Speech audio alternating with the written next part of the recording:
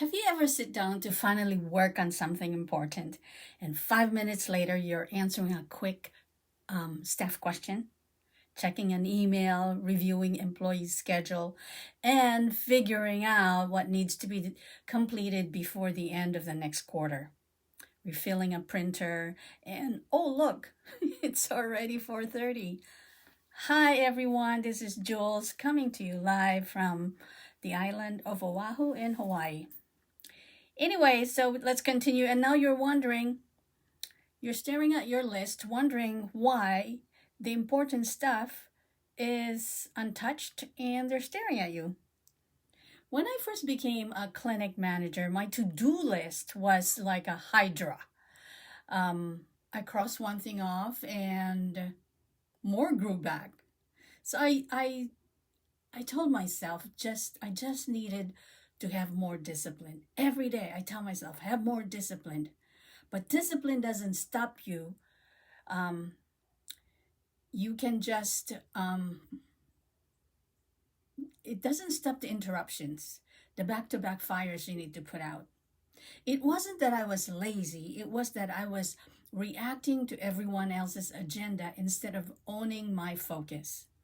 Once I stopped trying to find motivation and started using a simple distraction proof system, my day stopped running me.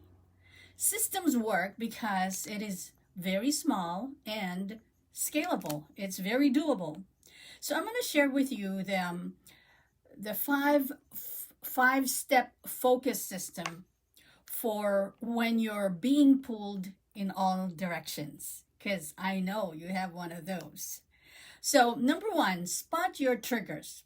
Clinic manager distraction hit list so it doesn't write into your it doesn't mess up your life zone at the office. Before you can protect your time, you've got to call out the culprits. Here's what might be stealing your focus on any given day. Number one is like, hey, quick question drive-bys. That takes 20 minutes. Physician pop-ins with last-minute urgent request. A patient walk in with non-urgent issue meant for someone else, but for some reason you're in the middle of it. Pharma reps or vendors showing up without an appointment. And the office food frenzy. Somebody brought in like cake donuts, ripe mangoes, or treats from a brand new bakery. And suddenly the whole clinic is on a flavor tour. You meant to take one, but now you're debating whether the guava cupcake beats the lilikoi. And then here's a staff venting session that starts with, do you have a minute? Or maybe phone call forwarded to you just because you'll know what to do. Meeting overruns that wipe out your entire focus block. System glitches, that issues that pull you into tech triage mode. Noise distraction from the hallways, speakers, phones, copier hums. All that adds to the chaos that happens. Can you approve this? Also an interruption for a PTO, order, or expenses. Drama detours, staff conflicts that suddenly become your problem. And there's a last-minute schedule change that scramble your priorities. Self-triggered detours like email pings, news scrolls, or desk reorganizing. The bottom line is you can't protect your focus if you don't know who or what is stealing them. So know what they are. Number two, default focus setup. This should be your go-to ritual. A default focus setup is your automatic work system for important tasks, so you're not reinventing the wheel every time you sit down to think. Here's how mine looks like. Now, I know when my peak hours are. My brain is the sharpest between 7 to 9 a.m. So tackle all high focus tasks then.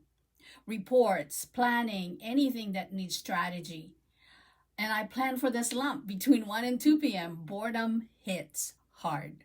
That's when I put my phone on airplane mode and stash it in the back office, out of sight, out of mind. And then clear digital clutter. Only one open tab for tasks that I have scheduled to get done. Everything else gets closed. And then define that target. Write the task in one clear sentence so that I know exactly what I'm finishing in that block. Time box it. Set a timer for 25 to 50 minutes. When the bell rings, stand up, stretch, and reset, and thank God for the work you just finished. Why it works. You don't waste mental energy deciding how to start. You just drop into your system. Whether it's a Monday morning or middle of a chaotic clinic day, your default focus setup is like a muscle memory for your brain. Number 2, mood proof it. It's a build a system for your worst day. Some days you'll be energized and ready to crush it. Other days, you'll feel like you're running on fumes. That is why your focus system has to work even when you're tired, overwhelmed, or just not feeling it. Here's how. Lower the barrier. Start with 15 minutes of focus time. Then the win is starting, not finishing everything. Same cues, same space. Sit in your usual workplace, hit the same playlist, take the same deep breath, sip the same coffee, and whisper the same prayer. These cues tell your brain we're in focus mode. Create quick wins. Pick one small task that builds momentum, like reading that memo or the letter that's been sitting on your desk that you've been avoiding. Spend 5 to 10 minutes on it, then set it aside while you pray about it. Work within your peak hours. If it needs creativity, energy, and empathy, like writing a thoughtful response for that memo, schedule it for the high energy window, maybe 7 to 9 a.m., when you have a lot more empathy than you would at 2 p.m. Make wins easy. Close your eyes and take deep breaths. But if you end up taking 5, hey, that's a win. Stack those habits and stack your wins. And also protect your breaks. Schedule them, because if you don't plan for your break, your schedule will break you. So here's how it works. You remove the need for willpower and replace it with a sequence your brain knows how to follow, even when you're not at your best. Number 4 is recovery culprit. Your bounce back plan. In a clinic, interruptions aren't an if, they are when. Someone will knock, the phone will ring, a staff member will need you right now. Here's how you take back control without losing momentum. A, catch it fast. The moment you realize you're off track, notice it. No self-criticism, no spiraling, just awareness you just got off track. B, reset the clock. Restart your timer for a fresh focus block, even if it's just 10 to 15 minutes. C, drop back into your setup. Phone away, tabs cleared, one sentence task in front of you. D, ditch the guilt. You didn't fail, you just got interrupted. The win is in restarting, not perfection. Here's my pro tip. Keep a sticky note on your desk that says reset, refocus, and restart. That one glance can pull you back faster than willpower ever could. Why it works? You stop seeing distractions as the end of your day, and you start retreating from them like speed bumps. You slow down, roll over, and keep going. And number 5, weekly tweak. Strengthen the system every Friday. Your focus system isn't set it and forget it. It's a living thing, and every week you get to make it even sharper, better than before. So on Fridays, take 10 minutes to ask, what derailed me last week, and how can I block it sooner next week? Then run through these clinic manager reflection prompts. Number one prompt is, what are the 3 wins from this week? Think clinic victories, personal wins, or leadership breakthroughs. Number 2, my main struggle this week was, if I were mentoring someone with the same struggle, I'd tell them to, and then complete the sentence. Number 3, 2 things I learned about myself include, I'm going to give you an example. I focus better when I batch email, or I need to delegate sooner.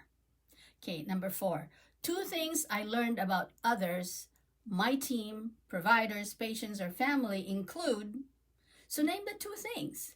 And then number 5, 1 decision I could have made last week that would have made my life easier or moved me forward faster was, and name the thing and then face it.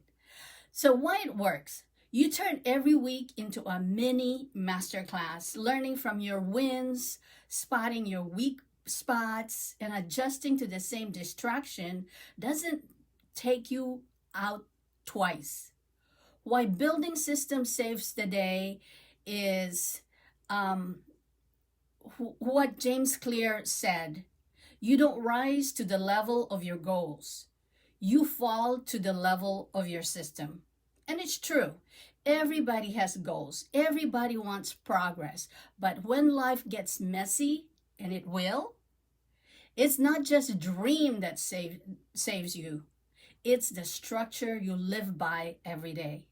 If you depend on motivation, you're gambling with results. Motivation is like sugar rush. It spikes and then it crashes. But a system, that's your steady fuel. It runs whether you're tired, frustrated, or facing hundreds of interruptions. Here's what I've learned over the years. Like, say, I didn't put systems, well, I put some systems immediately, but I keep tweaking them. So here's what I've learned. Discipline in the moment feels small, but its rewards compounds. Neglect feels easy, but the cost of it always catches up. A system is just a discipline on autopilot. It's your way of saying, this is how I show up, even on the hard days. No debating, no stalling, no wondering what to do next, because the system is already in place. You've already decided, now you're going to follow through. See, amateurs work when they're in the mood, when the mood strikes. Leaders, they work the plan no matter what mood they are in. So if you want to protect your focus, lead your team well, and still have the energy left for your life at home, so stop leaving it all to chance. Build that system. Don't just wish for better days, design them. Because when you do, when your day gets hijacked, and it will, it's your system, not your feelings, that will save you.